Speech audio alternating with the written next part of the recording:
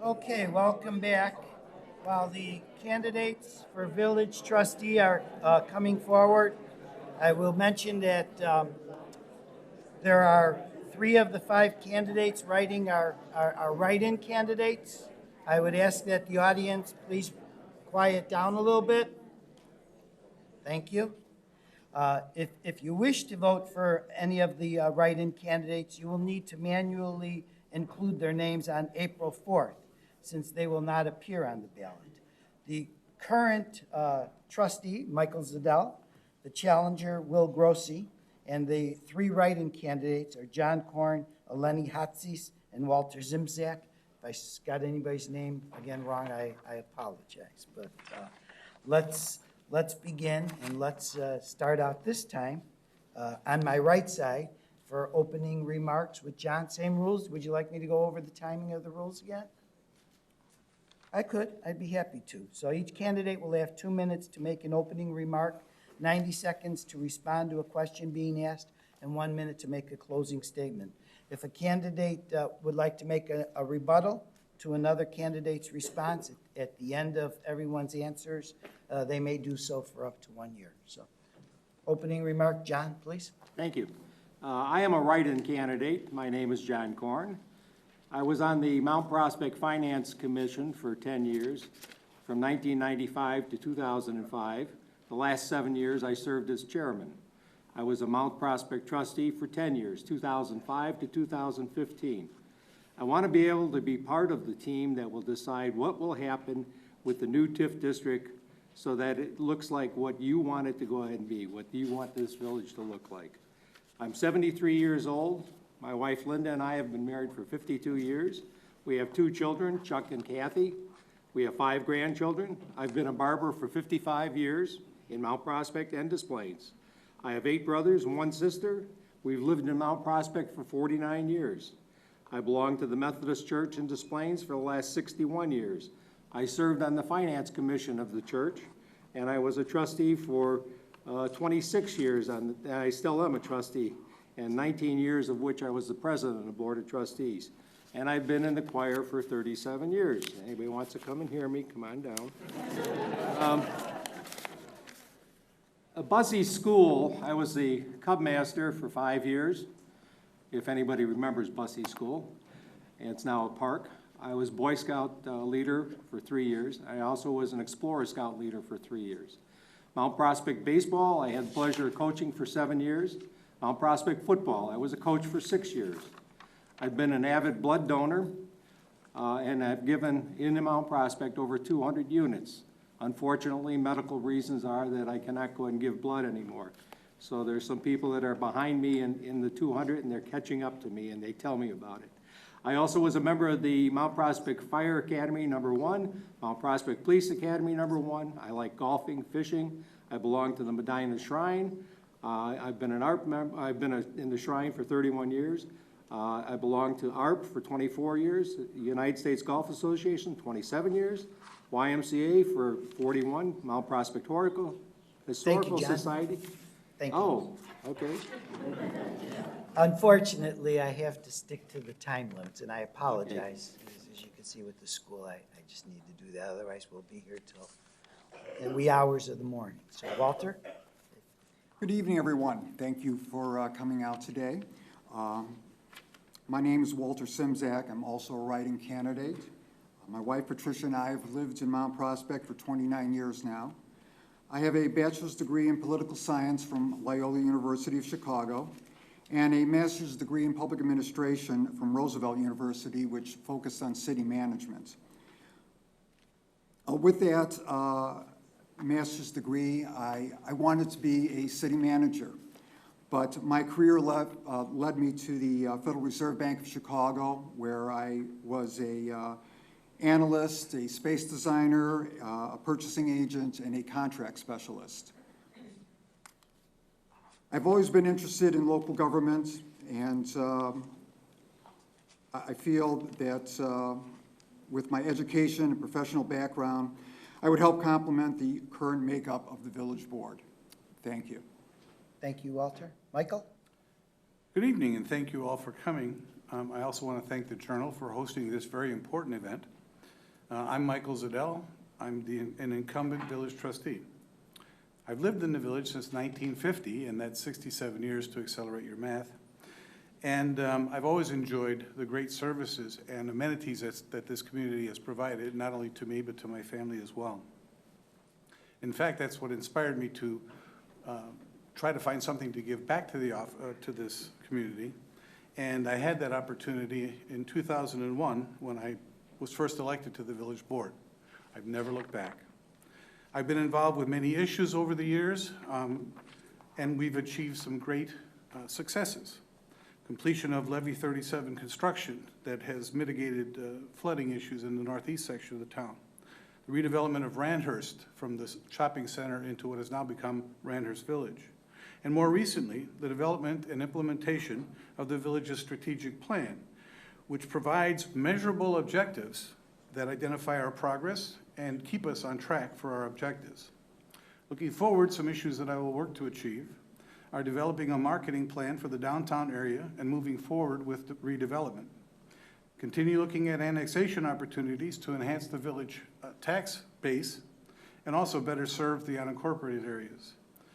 Review space needs study, the space needs study conducted for the police department to determine the most cost-effective and efficient strategies to add much-needed space to that facility.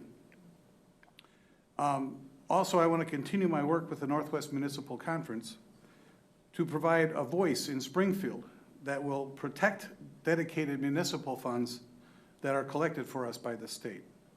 This is a very exciting time in Mount Prospect's history, and I really want to continue to be a part of it. So I humbly ask for your vote so that together we can continue and prosper. Thank you. Thank you, Michael. William? Hi, I'm Bill Grossi. I want to first thank Journals and Topics for sponsoring this event. And I also wanted to thank the mayor and the current members of the board who have worked tirelessly over the past few years to improve the village. I'm an attorney in private practice, and I'm a 25-year resident of Mount Prospect. I am also a member of St. Thomas Becket Parish in the northeast side of the village. And I'm married, and my wife Mary is in the audience, and I have one son, Bill, who lives and works in Chicago. I promise to work hard for the citizens of Mount Prospect by helping to maintain the excellent services we receive from the police, fire, EMT, and public works departments. I believe the village must continue its efforts that have created a favorable business climate so that our residents can enjoy the benefits that result from these efforts, which include increased property values, increased sales tax revenues, and more employment opportunities. Further, it is important for the village to find new ways to reach out to our residents so that all are informed of events and issues that are facing the village in a timely and open manner. Finally, it is essential that the village maintain its superior financial condition, and I will work diligently to continue the tradition of providing excellent services at the lowest cost possible. I believe my background, experience, and knowledge of the village will help the board reach consensus and make informed, knowledgeable, and meaningful decisions that will ensure the future growth of the village and at the same time respect our values. People should vote for me because I will listen to everyone and I will always act with their best interests at heart. Thank you, and please vote for me on April 4th. Thank you, Bill. Eleni? Hi, everyone. My name is Eleni Hatsis, and I'm honored to be here today as a candidate for a seat as a trustee for the Mount Prospect Village Board. I have actually a vested interest in this position because I have 3 children who attend Mount Prospect schools, and I myself was raised here as well. I come from a strict Greek home, and I feel like those values and morals shaped who I am today, which is what I want to bring down to my children as they get older. I have extensive experience in human resources, and I'm a local business owner as well. I started from the ground up with zero with a partner of mine, and I'm proud to say that we have become who we are today. I think that I would be a great asset to the village board as a young, fresh face with fresh ideas and with the intention of looking out for the younger families and generation that are now migrating to this town. I think that it would be beneficial to have me sitting here to look, like I said, for the interest of those wanting to move here and to help our community grow and prosper. I'm excited to be here today, and thank you all for listening to me, and please write my name in on April 4th. Thank you, Lenny. Okay, why don't we begin our first question? Why don't we start with Walter this time? Our first question tonight, and again, this is going to be the same question each of you will be answering. What will you do as trustee to protect senior residents, especially those on fixed incomes, from losing their homes due to ever-increasing tax burdens? As a retiree myself on a fixed income, I completely understand what our seniors have to go through. And it is just balancing our budget and making sure that the services that the village provides are within the cost parameters that our seniors need. Also, it's been discussed at Coffee with Council, perhaps they have more programs, volunteer programs, to help senior citizens in their homes that need that type of help. Thank you, Walter. Michael? Well, I think it's essential to provide a balanced budget for the community and to really look closely at the tax structure. I think we're fortunate here in our village because we have a diverse system of revenue resources. And this aids in not relying specifically on something like the sales tax or the property tax. We have a wide variety of items that we can fund our programs with. And I think that's kind of essential so that we can hold the property tax levies to the lowest level possible. Part of the property tax levies currently go towards our police and fire pension. As a matter of fact, that's where the bulk of the property taxes go. And if we could make efforts to reach our legislators in Springfield and discuss pension reform and implement some reforms that would reduce some of those burdens, it would also go a long way towards keeping the property taxes down and keeping our seniors in their homes. Thank you, Michael. Bill? My biggest concern for the village is the tax burden that has been placed on all of our residents, not just the seniors. Right now, if you add our property taxes in Illinois are the number one or number two in the nation. When you add it to our income tax in the state with our sales taxes and our excise taxes, we are the number one tax state in the United States. We have to do something to control the people down in Springfield and let them know that they can't take our revenues away from us because it would affect our budget here in Mount Prospect. So I'm going to work as hard as I can to make sure that we can work with the people in Springfield for pension reform, property tax reform, and income tax reform. We have to cut the budget down in Springfield so that more revenue can come up to us from taxes we do pay. Seniors are the most vulnerable part of our society, and to protect them, we have to do whatever we can with services that the city can provide, and we all have to look out for each other. So I would just hope that we can go forward and limit our property tax increases and try to find a way to work with Springfield to bring our taxes down. Thank you, Bill. Eleni? So I actually today received the last year's fiscal financial statement online from the Cook County Treasurer's Office. And I intend to look at it line by line to see what exactly is going on. The last 5 years especially, our taxes have gone up, as we all know, as residents. My concern is the senior citizens. I would not like to see them be evicted from their homes that maybe they've paid off, but they can't afford to pay their property taxes. So my intention is to go through that financial statement and to see line by line what exactly is going on, where is money owed, and why is it owed in that way. So that is my goal. Thank you. Eleni? John? The balanced budget is the most important thing that we can go ahead and do to go ahead and help keep our taxes in line. Unfortunately, a real estate tax, we only get about 11% of the real estate tax money. The rest of it is mainly schools and county and so forth. Our sales tax, you know, we have to go ahead and, we've hit as high as we can go. I don't think we can afford to take our sales tax and increase it anymore. A couple of years ago, we had a real major problem with funding and stuff, and we had to go ahead, and I was part of the process of reducing our staff across all departments by 10%, which meant that a lot of people got laid off that were doing an excellent job, but we just couldn't afford them. And I'm prepared to go ahead and whatever we have to go ahead and do, it's not an easy decision, but we did it. And Springfield is our biggest concern right now. We don't know what Springfield is gonna do to try to balance their books.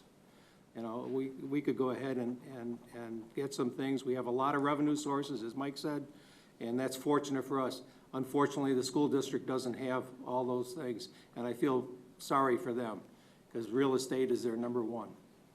So, thank you. Thank you, John. Okay, our second question will begin with Michael.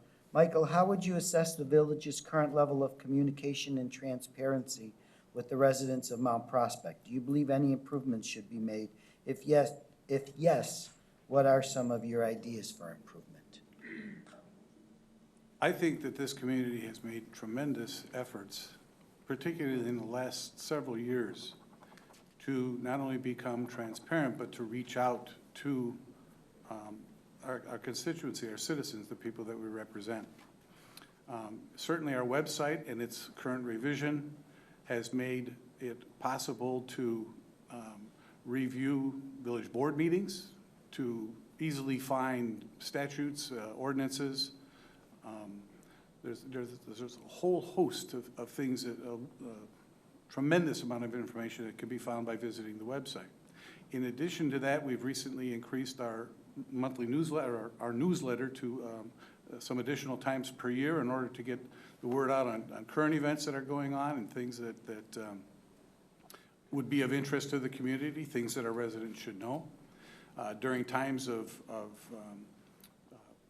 bad storms, things of that nature, there are kiosks set up around the neighborhood in order for people to find out what we're doing, who they can call to get help, things of that nature. And I think that we in general, we're available, we as a board members are certainly available at pretty much any given time.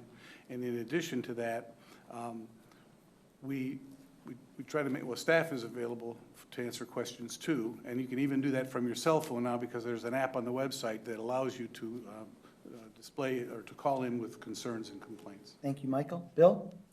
Well, the village is really trying to be as transparent and open as it possibly can. It has a website. Our meetings here at the board are open to the public. There's coffee with the council on Saturdays. There's the village newsletters. There's the new app for where you can actually go, and if you have a problem with your sidewalk, you can put it in there and they will respond to you.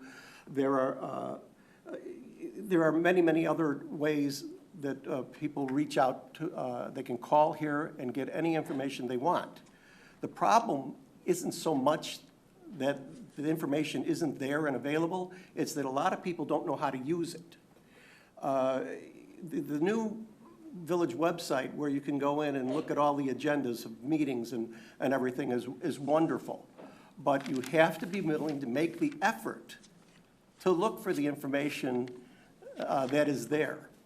Now, I will agree with this. There is a perception in the village that the village has not been as open and transparent as it should be. So we have to look at other ways, and it seems that it's the younger generation that is having more trouble, and you would think that they would have the least amount of trouble finding things on a website. The older people, if you go to Coffee with Council, will tell you we can find anything. So it's the appearance of a lack of transparency that's there, but the village really is transparent. Thank you, Bill. Eleni? So as we're stating, communication is definitely key. As someone on the other side of the spectrum here, I think we should utilize social media as best as we can. I'm on social media, as a lot of our voters are, and I don't see as much of a presence as what is going on or is available as far as Mount Prospect goes. I know we have a Facebook page, and there is some information on there, and it's wonderful, but I think if whoever's in charge of the Facebook page could post the meeting notes there. I mean, look, my go-to is social media for a lot of things, and as a lot of my generation, that's how it is. So I think we should focus more on social media, getting the word out that way to my generation, because that maybe would bring the individuals to want to come to the board meetings in the future, to say, wow, this is actually interesting. For the older, less savvy, less technically savvy residents, the newsletter is great. I think they're the ones that usually come to the meetings. I've come to the meetings, I've watched them online. But I think as far as getting more involvement from the community, I think we really need to utilize social media and networking in that aspect. Thank you, Eleni. John? Yeah, we have, the newsletter is an excellent format to go ahead and inform our citizens. Unfortunately, we have a problem with trying to get our citizens to read them. Time and time again, I have people that just tell me they don't read them, they just discard them and so forth. We have open meetings, all of our meetings are televised, our village board meetings are televised, the zoning board meetings are televised, and they're replayed during the course of the week. And, you know, you can really go ahead and get a lot from that if you want to go ahead and watch that. And I would recommend it. The Coffee with Council is an excellent source for getting together and talking to council members and so forth. Unfortunately, I have a business and I work on Saturday, and that's my business. I did attend Coffee with Council when I didn't go ahead and own the shop, but owning the shop, I have to go ahead and be there. We also have the benefit of newspapers. We have a couple newspapers that cover us. At one time, we had 4 newspapers that covered us. We only have 2 newspapers right now. I've always considered myself to be a sounding board with the rest of the board members, because I have hundreds of people that I go and come in contact with every week that come into the shop. And you know, whatever we do on a Tuesday night here, you know, I hear about it on Wednesday morning, and I bring it back to the board just as soon as possible. Thank you. Thank you, John. And Walter? Well, I'm in agreement with the rest of the candidates. We have a great communication, I feel, with the website and the newsletter. Just 2 points. One, I'm a firm believer in Coffee with Council. If someone's new to the village, they should come. It's very informal. It's the second Saturday of each month. And you get to know the trustees and the mayor and learn what's going on in the village. Second point is that I've lost my train of thought, but sorry. That communication is a two-way street, and I think a lot of people just need to try different things. Come to the board meetings, come to the Coffee with Council, talk to the trustees. I know just running now, just talking to various people on the street, they're learning a lot of things from us, and I think that the communication between 2 people is the best way to communicate. Thank you. Thank you. For our third question, we'll begin with Bill. While the newly established downtown TIF district may attract new businesses to Mount Prospect, it will result in the loss of revenue for District 57 schools as well as other taxing bodies. As a village trustee, how will you work together with the District 57 board and administrators to ensure that schools receiving enough funding continue to thrive? Well, first of all, I disagree that their funding is decreasing. I think it is frozen at the 2015 level.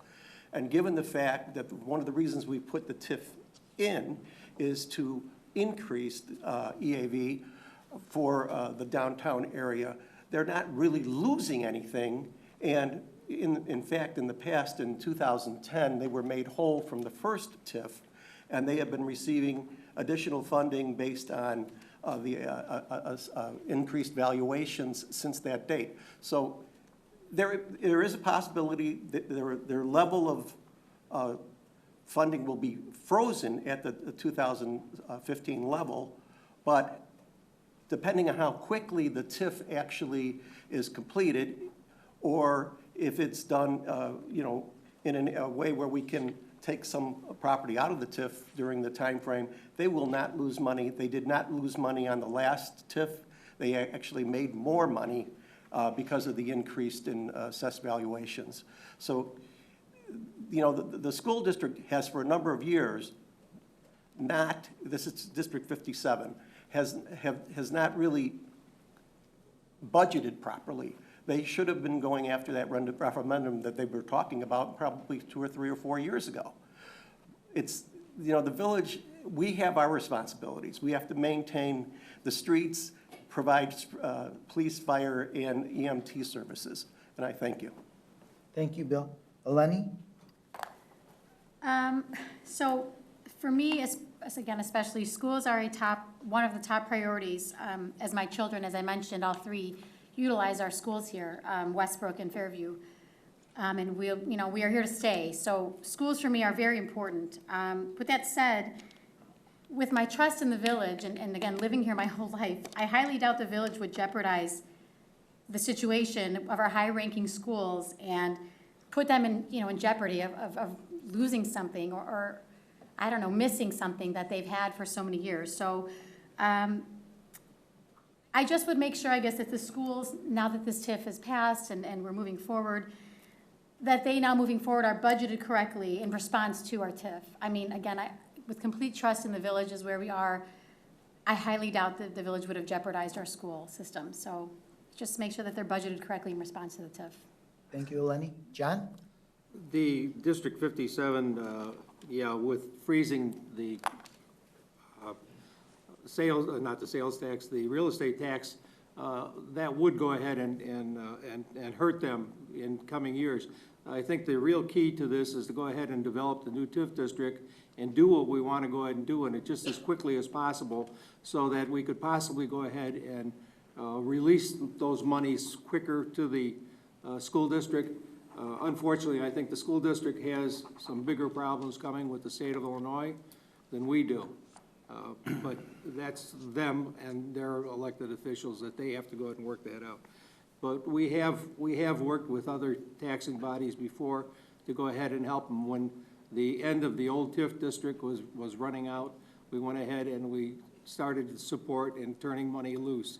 And we would certainly go ahead and do that again.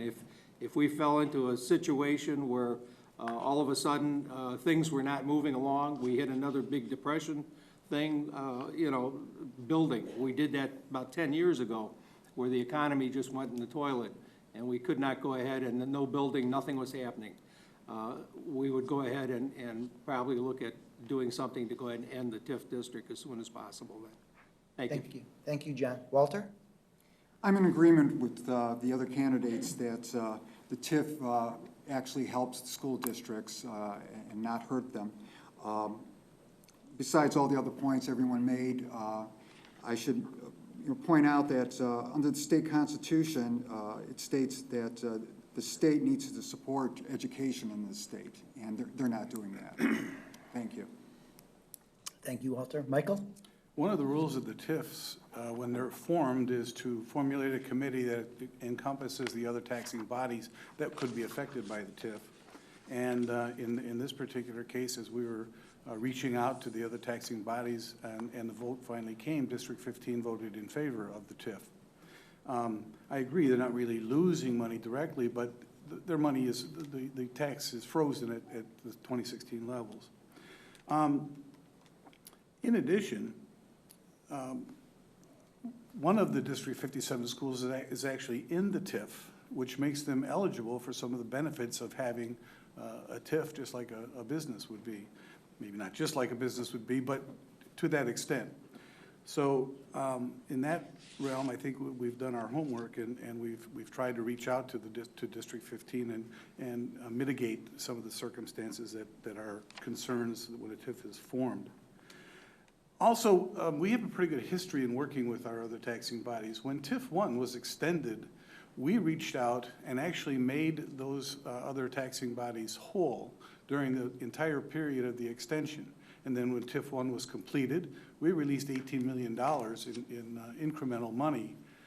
We didn't release $18 million. We released $18 million in incremental money that, or the EAV of those properties increased by that amount, and that certainly will help all of the districts. So in the long run, the TIF will help the school. Thank you. Thank you, Michael. Okay, our fourth question will begin with Eleni. The village board is looking into the possibility of relocating the downtown metro station to help improve our traffic flow. Would you advocate for moving the metro station? Why or why not? And if yes, where do you think it would be the best location? Good question. My husband is a commuter. He takes his train every day. I, on the other hand, am driving across the tracks, stuck at the train station to get to the other side. So I understand both sides of that. Yes, I think it would be, I am for moving the train station. However, I'm unaware, as I'm new, what it would cost to do that. Do you add on to the current train station to extend it longer? Do you move it? I'd have to look further into that. However, I know for a fact, I have avoided that intersection many times, which means I'm not driving through town, which means I'm not stopping at the bakery or to get my coffee at Starbucks. So I think if we move the train station or somehow, maybe even a little bit over, just so we can get through the stoplight, people won't avoid driving through town anymore. All of my friends try to cut through, go to the side streets, any other way they can. If you keep traffic flow the right way, nobody will try to avoid downtown, which would bring more business.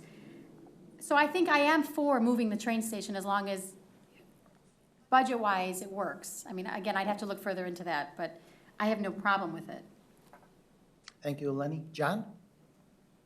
Well, moving the train station is not, it's something that comes up periodically. It's a number of times over the years. And the first thing that'll happen, though, it depends how far east you're gonna go, because you can't go west, really. You can go east, and how far east do you wanna go? And the farther east that you go, the farther you take all the commuters away from the downtown businesses. And you also take them away from the parking. So that gets to be a problem too. You don't want to go ahead and move too far from the parking. So I'm not really in favor of moving the train station. I'm in favor of improving some of the streets, like Emerson Street. I've said for a long time, Emerson Street, let's pull the stoplight out of there and put a stop sign in there, so that you don't go ahead and have that bottleneck there going, because we have less traffic on Emerson Street, and they can go ahead and cross as the traffic dictates that they could go ahead and get across. It's just an idea. I'm not a traffic engineer. I don't pretend to be one. But, at one time, that's the way it was. Thank you. Thank you, John. Walter? I'd be in favor of moving the station, being a former commuter myself, because the blockage at Emerson and 83, trying to get across, not only during rush hour, but for our fire and police departments, it becomes a safety hazard. But it would have to be in cooperation and perhaps funding from Union Pacific Railroad. Thank you, Walter. Michael? Thank you. This is interesting because the most recent discussion regarding the possibility of moving the metro station came as a mention at a meeting where we were at a committee of the whole meeting where we were actually discussing congestion in the downtown area and how to mitigate it. One of the suggestions that came up at that meeting was moving the train station, but in addition to that, there was some discussion about the possibility of an additional crossing east or west of 83 to try and alleviate some of the congestion that is created there during typical rush hours. And we also talked about, at the very least, perhaps a tunnel or a pass-through where bicycle and pedestrian traffic could get from one side of the tracks to the other to patronize the local businesses on either side. I think at best, this is not even in the discussion stage yet. I don't even know that we've scheduled anything towards some serious talk about how to do it. It certainly would be an expensive proposition and would take a great deal of thought. Speaking specifically to your question about moving the train station, I would not be in favor of that, as it's been is in the process of being renovated through a Metra grant, and Metra is actually handling the contract. And I believe that at this stage, it would not make sense to do something like that. Thank you, Michael. Bill? Well, I agree with most of what's been said. My primary concern about moving the train station would be the fire department, because they use, they're located right over here a block away, and they cut across the tracks to get to the other side, for their EMT services and their fire services. I did, I have been aware that this has been being discussed, and all of the talk really involves money, and that the fact that you can't go west, and that we have a tremendous traffic problem. So I would assume that there would have to be a study, probably from IDOT, to figure out what's the best place to put it, and then what the costs would be. I would be in favor of it if the costs could be shared with the railroad, Metra, and maybe the state. But if Mount Prospect had to handle it themselves, I don't think we could do it. Thank you. Thank you, Bill. Our fifth question will start with John. Long, so bear with me for a minute. In June 2015, the village considered striking a requirement that candidates for the police department be U.S. citizens. Instead, candidates would show proof of permanent residency in the United States. At the time, Police Chief Janowick and the Village Board of Fire and Police Commissioners offered the change to increase the pool of candidates and for the police force to be more diverse and reflective of the community. What is your position regarding the citizenship requirement for police candidates, and are you in favor of allowing non-U.S. citizens to apply for the police department? I was on the board at the time that the chief and the police and fire board went ahead and made that presentation to us. And it was an interesting concept. They had a problem. And the problem was that at one time we used to go ahead and get 600, 700, 800 people that would apply for jobs as policemen and firemen in our community. We no longer enjoy that. We go ahead and have a relatively short list. There's only a couple hundred people that apply, and many times that they find out that by the time they go ahead and call some of those people on the list, they've already taken a position at some other department or changed their minds entirely. So it was a very difficult time to go ahead and do. I think it was a good idea to bring forth. I personally, looking back at it, I don't have a real problem with it. It was a big concern for some citizens, and I would certainly go ahead and hope that that would be a stepping stone, and the men and women that would go ahead and join our forces would go ahead and certainly take up citizenship at some point. Thank you, John. Walter? When this issue came up, I was really surprised at the voters in Mount Prospect who were very upset about this evening proposed.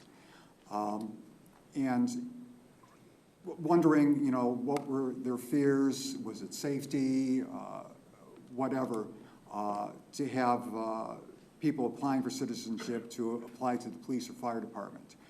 I would be open for this, but I would like to see more feedback from the community, what they think should it be.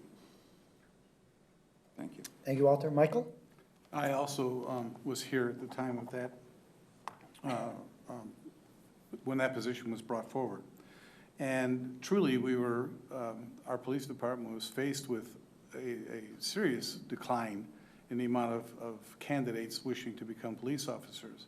I think today, that pool is even smaller due to recent events concerning policing around the country and some very negative publicity towards the police.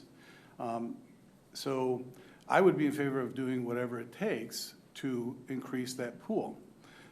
Because people are not citizens, they're here legally, they're working here legally, many of them have served in the armed forces. As a matter of fact, we were talking about having served in the armed forces as a prerequisite for qualifying to get on the list to become a candidate. And this is the United States Armed Forces, just to be clear. And I know many citizens here in town who are of that, are many people here in town who also fall into that category. The city of Chicago has been doing this for years because it is one of the only ways that they can get enough candidates to come forward when they do a mass hiring. So yeah, my position would be that it would be something to look into. I think that at the time of the discussion, there were people who were non-residents of Mount Prospect who came to speak. And I think that the issue, we responded to the residents. Thank you, Michael. Bill? Well, first of all, I'd like to just point out something, that it is a state law that if you are going to be a police officer, you must be a citizen at the time you take the oath. That being said, under the home rule provision, that is why we were going to change this. That is how Chicago has done it in some of the other suburbs. I have a particular problem. You are, as a police officer, you are sworn to uphold the Constitution of the United States and the state of Illinois. And individuals who are not citizens have not done that. Now, I have no problems if a person with a green card applies and is in the process of becoming a citizen and on the date of citizenship, becomes a police officer. I do have a little bit of a problem when they have not made, taken an oath of loyalty to the United States and to the state of Illinois. However, there are currently in the police department, as far as I know, individuals who do hold green cards that are not officers. And that has been a way of bringing other individuals into the police department over here. That's not a problem. For me, it's the problem of, are you going to be enforce the laws of the United States and the state of Illinois and the village of Mount Prospect? And I don't think you can do that unless you really are a citizen. Thank you. Thank you, Bill. Eleni? I agree with Mr. Grossi. I'm proud to say my father worked for the Sheriff's Police for 27 years.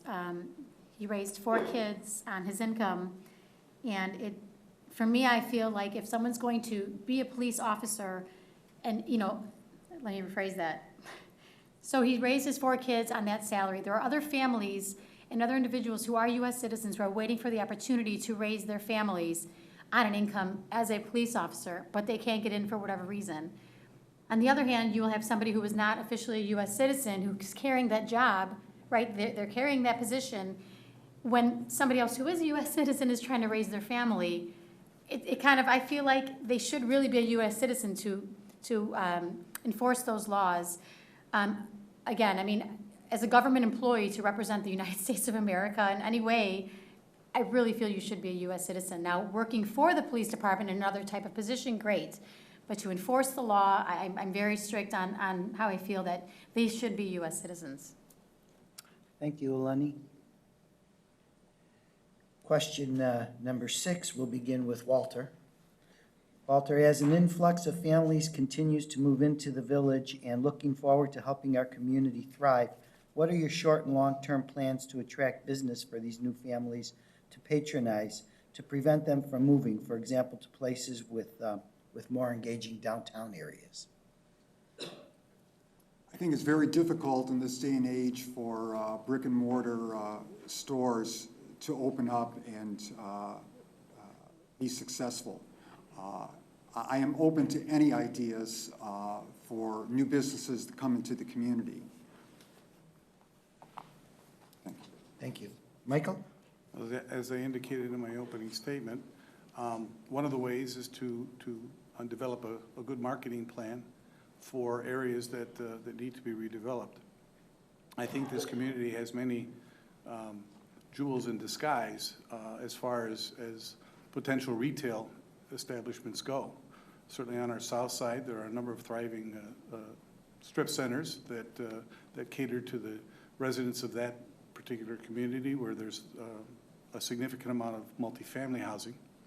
And further north along the River Road corridor, there are some opportunities to market properties and see if we can't redevelop some of those areas to become more thriving as well, and appeal to the residents who live on the outer areas.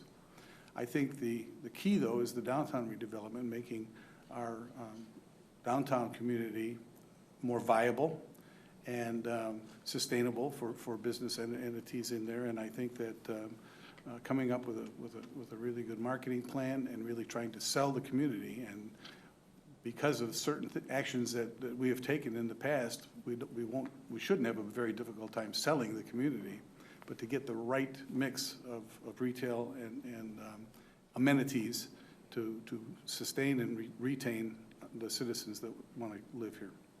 Thank you, Michael. Bill? Well, getting businesses to come to Mount Prospect is a function of the state also. And, our state has not been very business friendly.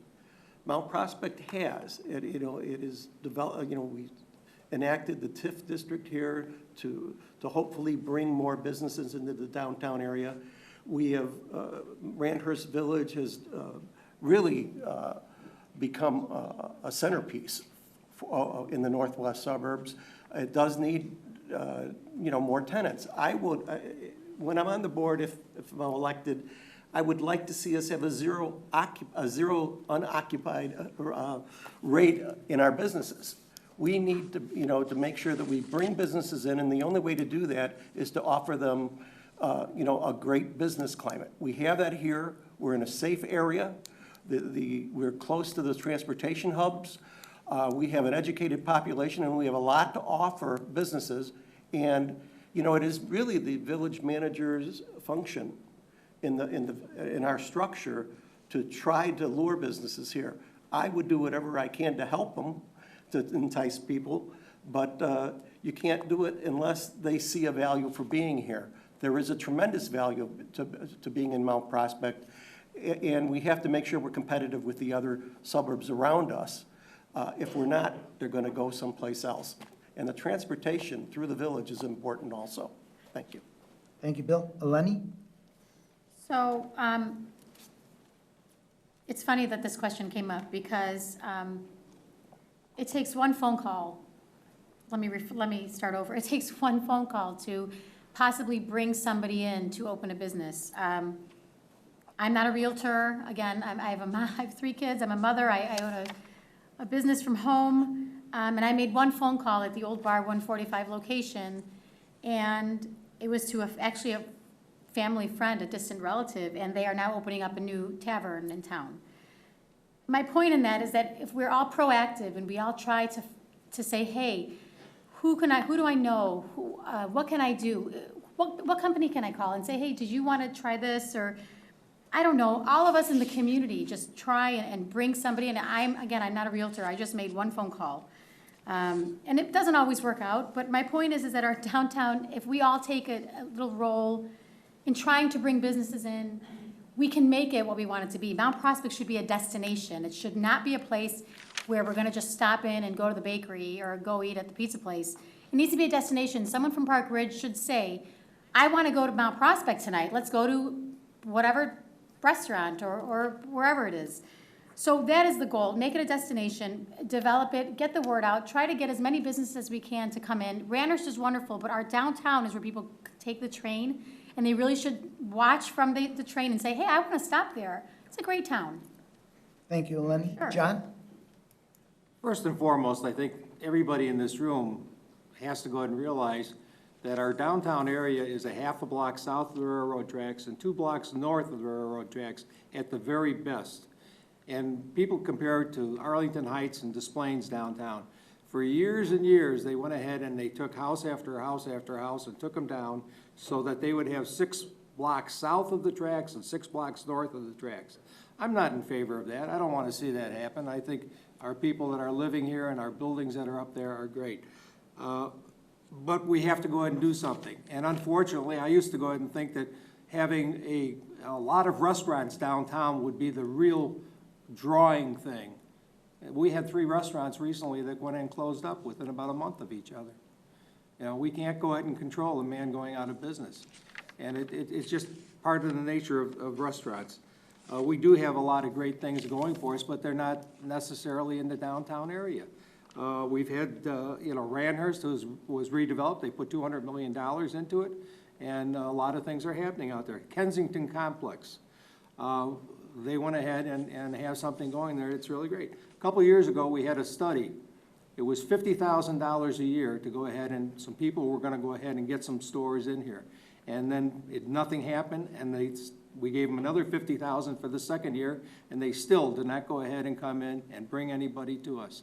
It was unfortunate, but we were trying to reach out and get people in here. Thank you. Thank you. Thank you, John.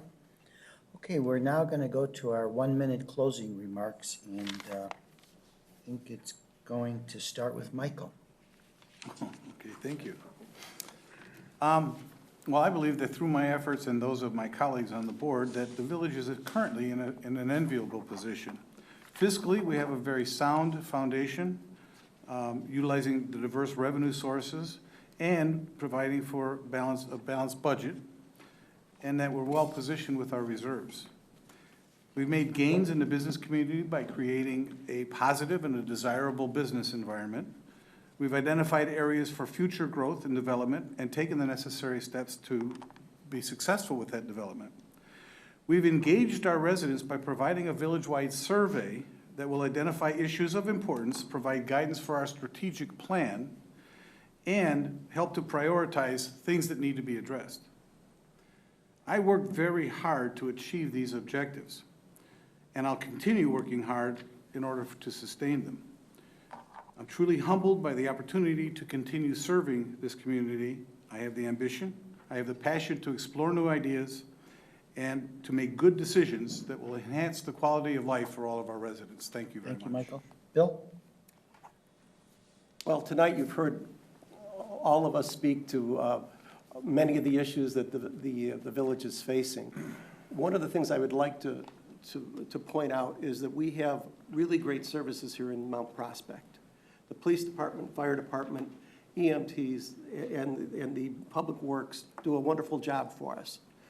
Over the next 10 to 15 years, we are going to need to address space issues for the police department, whether to move the fire department, because now under Homeland Security, they don't want them, the police and fire departments near railroad tracks. Because if there is an accident with hazardous chemicals, they won't be able to get into to help the village get out of the mess that it's in at that time. I really would appreciate you voting for me. I promise to give you all my time and effort over the next 4 years, and I am on the ballot. Please vote for Bill Grossi on April 4th. Thank you, Bill. Eleni? I am and always have been proud to say that I have lived in Mount Prospect. Just ask my husband, he's a city boy, and he's like, oh my gosh. Until we moved here, he didn't understand why. It always felt like home to me, and I would like my children to feel that same way as I did growing up. I've played on the streets, the parks, enjoy the charm of our town, back from, again, when I was younger to now.